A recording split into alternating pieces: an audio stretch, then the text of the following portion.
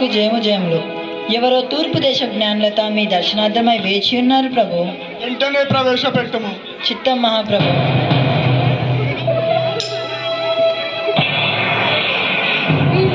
జయము జయములు.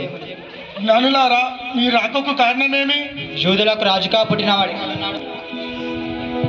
తూర్పు దిక్కున మేము ఆయన క్షేత్రం చూచి వచ్చితిమి. మేము ఆయనను పూజింపవచ్చితిమి. సంభవం ఏమి ఏమేమి ఈ సామ్రాజ్యం రెండు రాజులై ఉండగా మరో రాజు జన్మించుటయా? ఎంత అవమానం, ఎంత అవమానం! ఎవరక్కడ?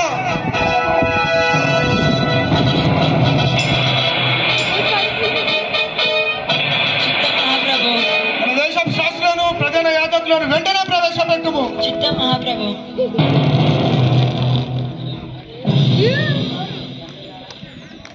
జ్ఞానులారా, ఇక మీరు వెళ్ళి విశ్రాంతి తీసుకోండి. చిత్తం మహాప్రభు.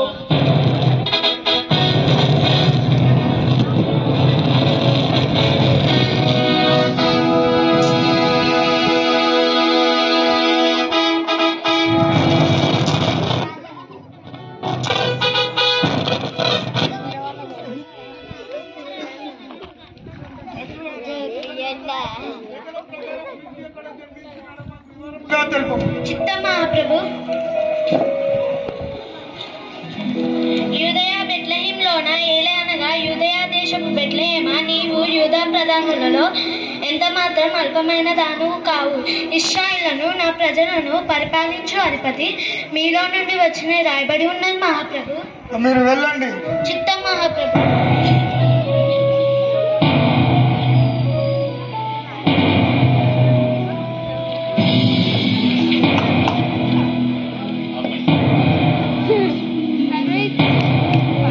ఎవరక్కడ?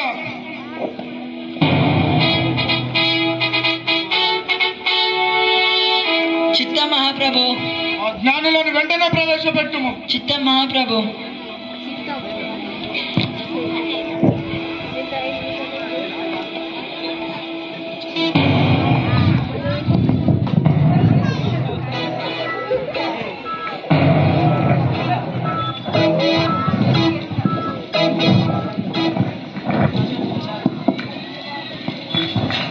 రాజుగారికి నమస్కారములు. జ్ఞానులారా, మీరు ఆ శిశువు విషయమై జాగ్రత్తగా విచారించి మీరును తెలుసుకొనగానే మేనును వచ్చి పూజింపినట్లుగా నాకు వర్తమానము చేయండి. చిత్తం మహాప్రభు.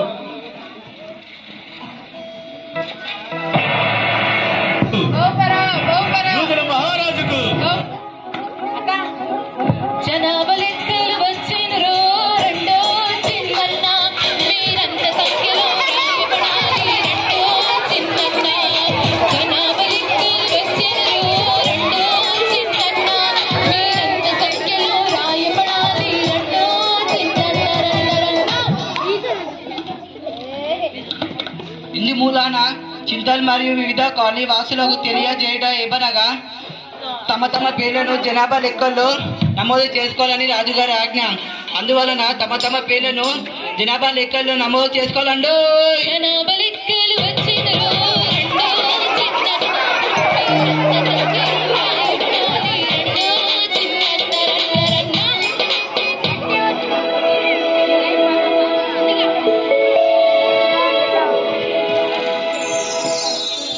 రాజుగారి ఆజ్ఞ వచ్చింది కనుక ఆ సంఖ్యలో తమ తమ పేర్లను నమోదు చేసుకొనుటకు తమ తమ పట్టణములకు వెళ్ళిరి.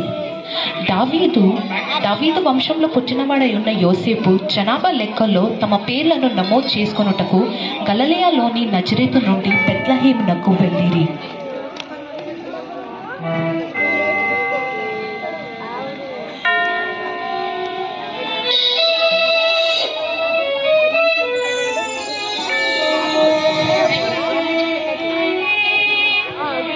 మీ వయస్సు?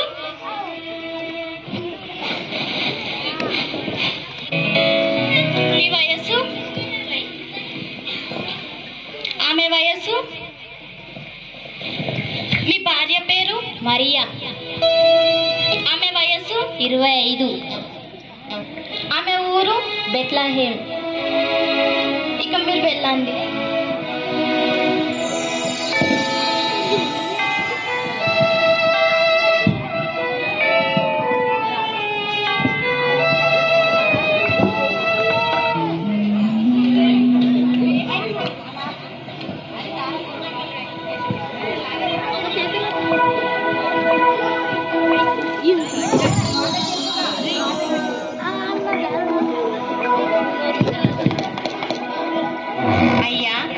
భార్య ప్రసవ వేదనతో బాధపడుచున్నది.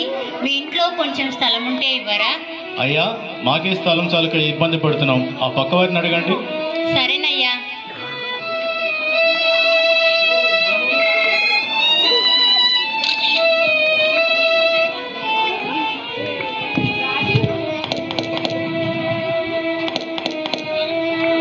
ఎవరది? అయ్యా, నా భార్య ప్రసవ వేదనతో బాధపడుచున్నది. మీ ఇంట్లో కొంచెం స్థలం ఉంటే ఇవ్వరా? అయ్యా, మాకే స్థలం చాలక ఇబ్బంది పడుతున్నాం. పిల్ల జలగాలి గప్పటి సంతానం. మాకే ఇబ్బంది పడుతున్నాం. పక్క వారిని అడగండి. సరేనయ్యా.